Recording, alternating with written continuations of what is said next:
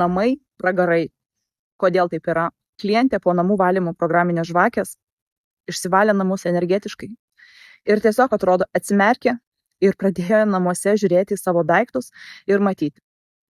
Čia stovi vaza dovanų iš žmogaus, su kuriuo jau nebebendrauju ir jau senai susipykę. Čia yra daiktas, kuris tiesiog yra, nes gaila išmesti.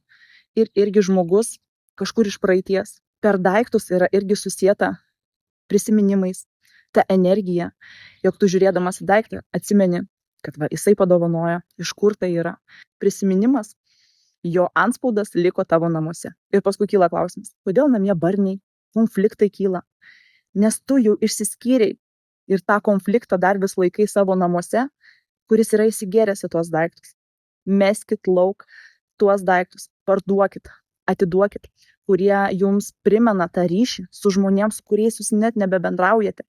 Lygiai taip pat, kai mes savo namuose turim savo mamos, tėčio daiktų daugiau negu savo, nors su jais nelabai bendraujam, bet viską laiko.